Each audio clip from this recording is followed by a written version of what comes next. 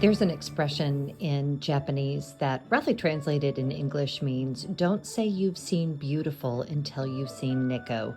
And today I'm going to show you guys why I think that is actually very true. Okay, so today is our second to last full day, and we were getting on the Shinkansen to go to Nikko. Now, Nikko is, and I'll put more information down here, but it is a shrine and burial to the man in the 1600s, or around 1600, is credited with unifying all of Japan. It's a very big deal. He's a huge national hero figure, the whole thing.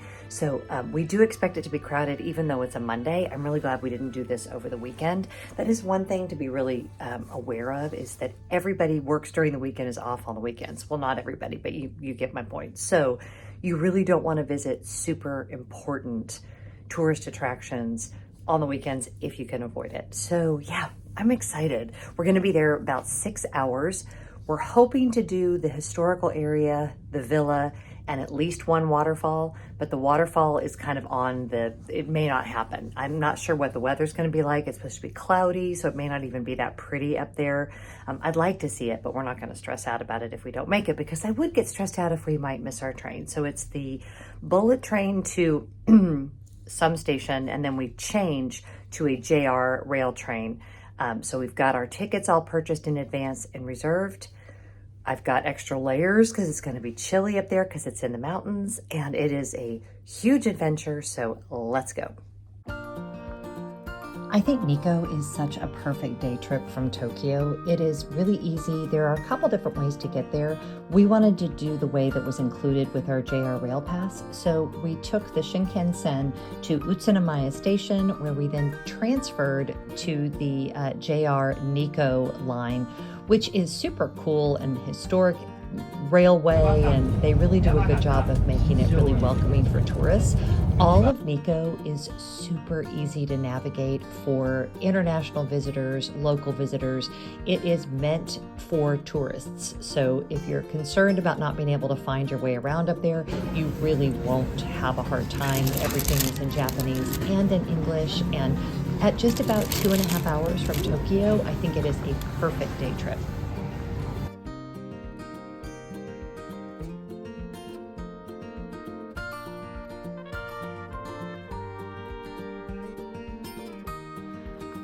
Watching the landscape change from the busy city of Tokyo out into the country. Oh my gosh, you guys, I love traveling by train really anywhere in the world, but in Tokyo and in Japan in particular, they do such a great job, and you can just sit back and relax and enjoy the scenery.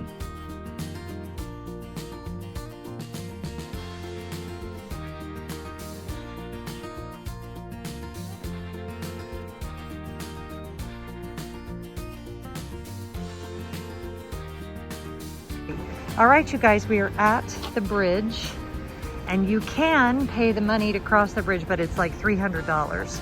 But this is not $300, 300 yen.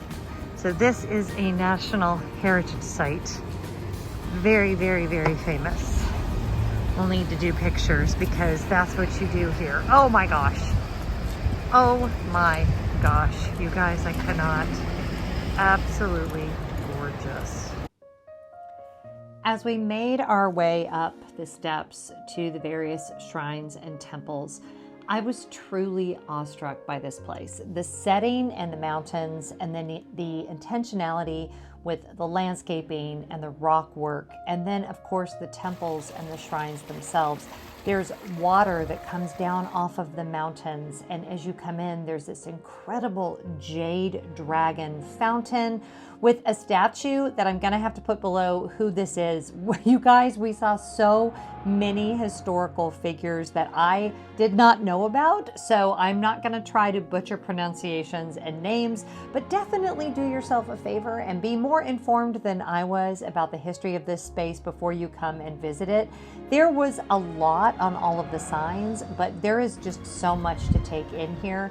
And just the natural beauty of the place was awe-inspiring, and it's why I didn't do a lot of talking. So we're gonna have a lot of narration in this video because your girl was just very quiet and reverent. And also we weren't allowed to film inside any of the shrines or temples. But be aware, if you come here, this is a religious site, so you're going to want to be respectful, and you're going to need to take your shoes off when you enter the various shrines and temples, and you're going to want to have some cash. That is how you can pay for a fortune. You can buy, maybe some incense if you'd like to offer a prayer. There is no requirement that you be Shinto or Buddhist or any particular religion. All are welcome in these spaces as long as you're respectful and as long as you have kindness and understanding of the significance of these beautiful places.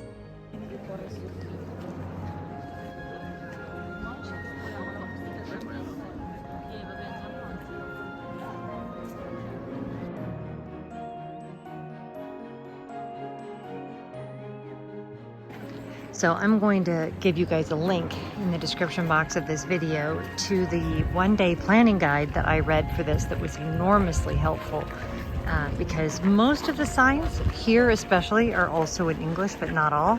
And it's a little confusing about which tickets you need and where you can buy them. So this is the ticket booth for the shrine itself. And then we bought a separate ticket package that was for the treasure house and the temple that we just went through. But now we're getting the tickets to go into the actual shrine. And there are the hear no evil, see no evil, speak no evil monkeys. This is where they originate from. So interesting. Wow.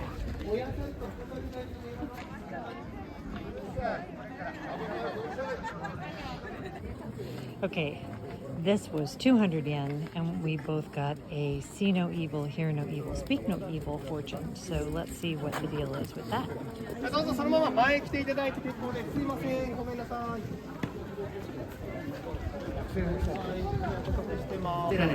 Oh my gosh, you guys, so many beautiful carvings, but this little sleeping kitty is absolutely my favorite one.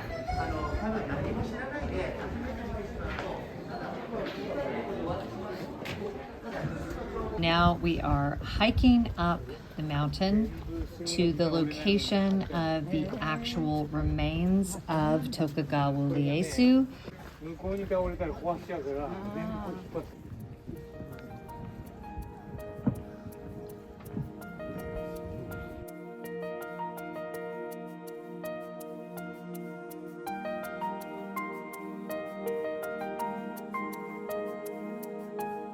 I highly recommend getting the ticket that includes entrance to the relatively new museum. There are some incredible things in there. We were not allowed to film or take photographs in there, but they did have lots of different audio guides that were in Japanese, and then also there was an English choice as well. And so it really was a very educational and beautiful experience. The museum is incredibly well done. This shows you how big of a complex this is. This is a lot. Ooh, I wonder what the Zen resort is. I want to go there. This is a massive area, and this doesn't even include if you wanted to go up to the falls. This is just the historical area. So this really is a full day. Oh, there's the cable car. That's one thing we had thought about doing was the cable car, but I'm not sure we're going to have time. This would have been a good place to spend the night, I think. So we've been here about, I don't know, 2.5 hours, maybe 3 hours. It's a lot. Like I would, look how beautiful, you guys. I would definitely consider doing a stay overnight here if you want to do all of it. There's a Ritz-Carlton here. So that's now my new goal because it is spectacular up here. And it's a little cloudy, but really the weather's beautiful. Historic artifacts, beautiful museums, hiking trails. There's a cable car you can take up. It is a whole resort town in and of itself. So definitely would recommend this. I would love to come up here actually for 2 or 3 days. I think that would be just amazing, especially if you had a longer trip to Japan. This would be a great like middle of the trip respite because it's just so quiet and peaceful. I could just sit out here forever. It's lovely.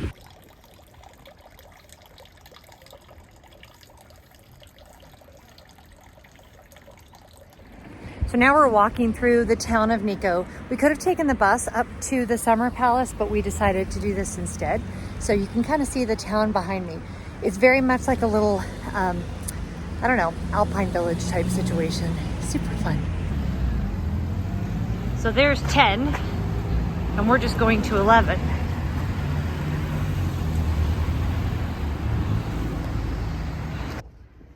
Okay, no smoking. Now we're going into the villa, and this is the summer, entrance is this way, maybe? Okay, so we're now in the reception room, and this is going to be similar to the one we saw the other day. This was the summer residence of the Royal Palace for many years, and you can see why it was such a great place to escape the heat of Tokyo summers. The architecture is set up to really catch those cross breezes. I adored the beautiful architecture and also the mix of Japanese architecture with American antiques from the turn of the century. Really fascinating to me from an historical perspective. Also, this palace was used as the place where the royal family was evacuated to during World War II. It had kind of an emotional feeling for me, and I'm not exactly sure why, but it was very interesting and it was very quiet. We were one of a handful of visitors that were up there. So if you enjoy places that are away from the crowds, if you love Japanese architecture and history, this is a great place to visit. I really enjoyed our time there.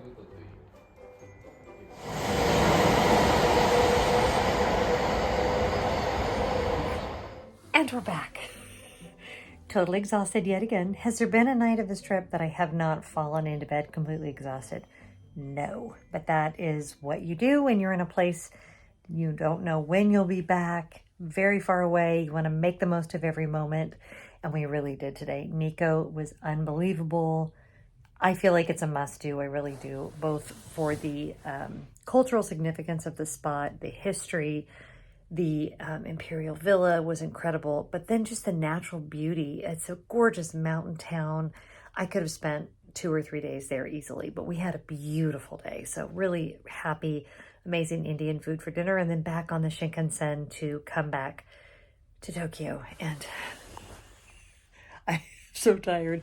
Oh, it's my Longchamp bag. Yay for me. Okay, so tomorrow is our last full day. It's Kamakura.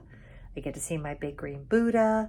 We're going to the Disney store, I hope. I think we're going. That is on the plan. And we're doing Shibuya Sky tomorrow night. So it's going to be kind of a rounding up all the things we haven't done yet. So I'm going to go shower and I'm going to bed. So I will see you tomorrow, whatever you're doing. I hope you're being really good to each other.